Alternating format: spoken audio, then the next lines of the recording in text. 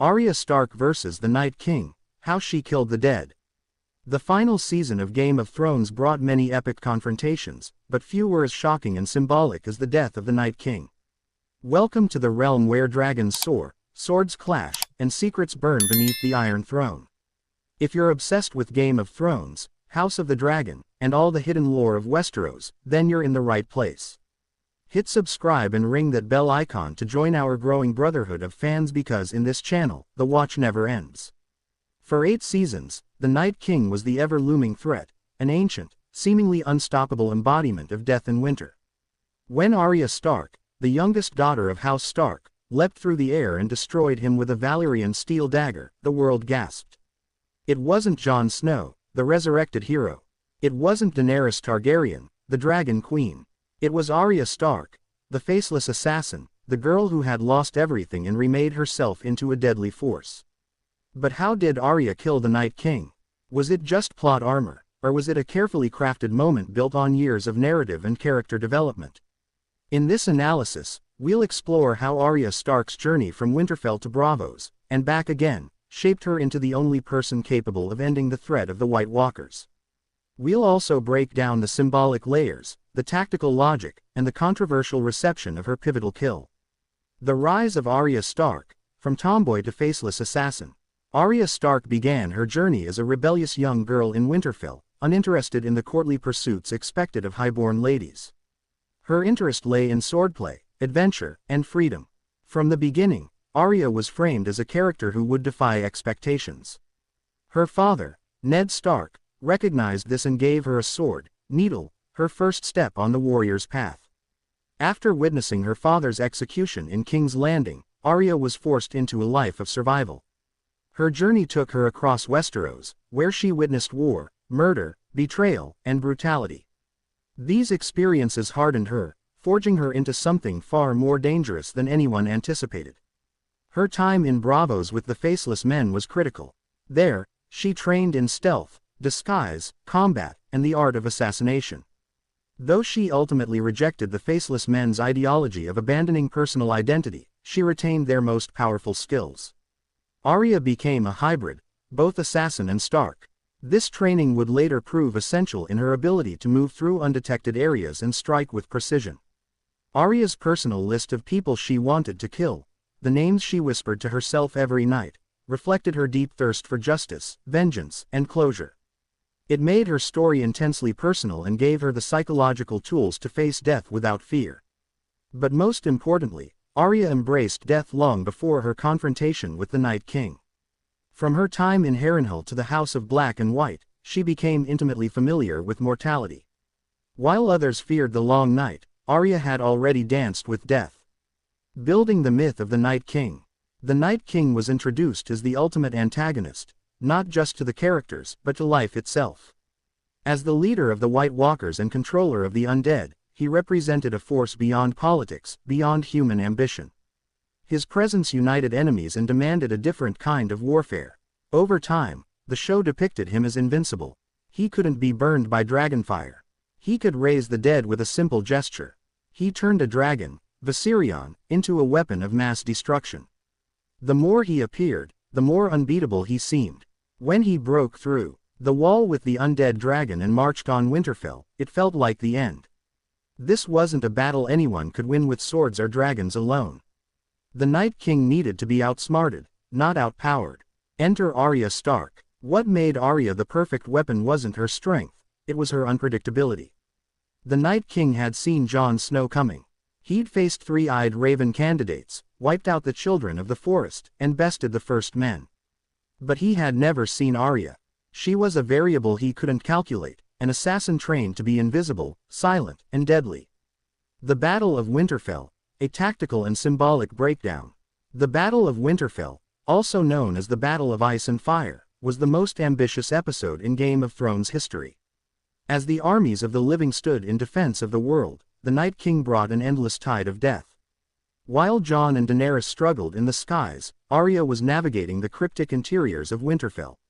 Her silent sequence in the library, dodging the undead, was a masterclass in tension and a showcase of her skills. Meanwhile, Bran Stark, the three-eyed raven, waited in the godswood, bait for the Night King. This moment was not accidental. Bran knew the Night King would come for him, and he had already spoken cryptically to Arya, reminding her of the importance of her training. "You said I'd shut many eyes forever, brown eyes, green eyes, and blue eyes." This line, delivered in Season 8 Episode 3, was the final nudge. Arya knew her destiny. The Night King's glowing blue eyes would be hers to shut.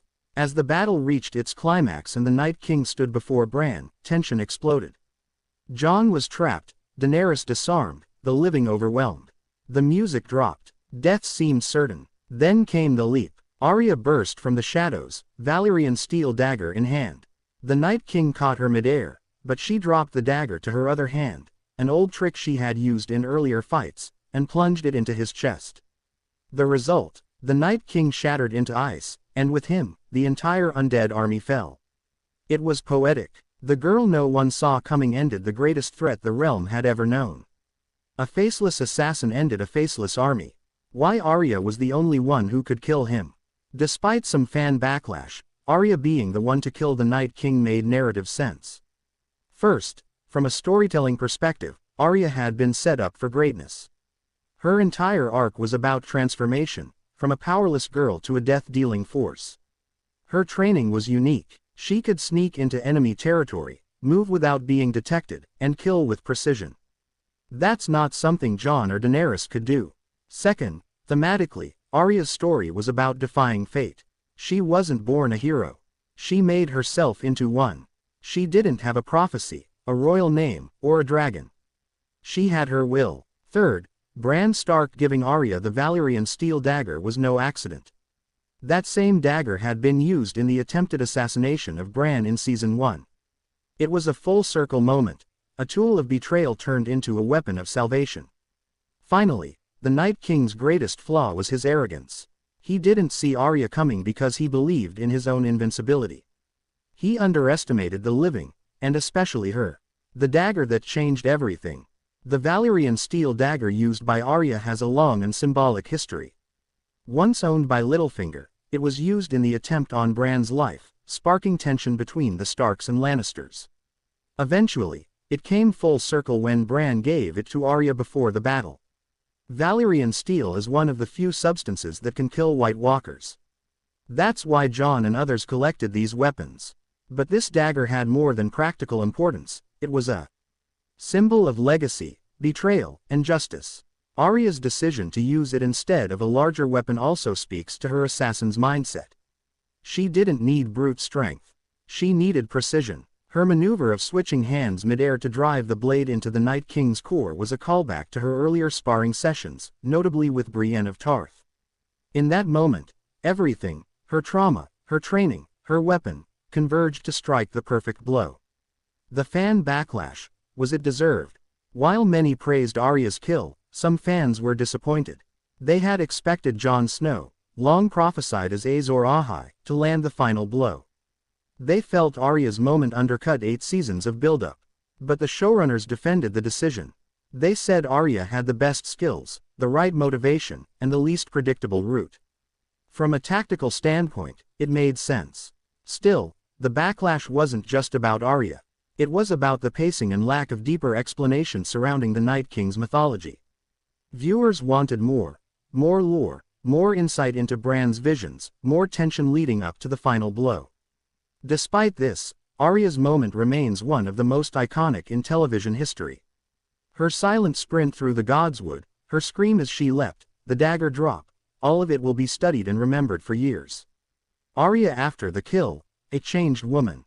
Killing the Night King didn't end Arya's journey, it transformed it. After the Battle of Winterfell, she realized her list had ended.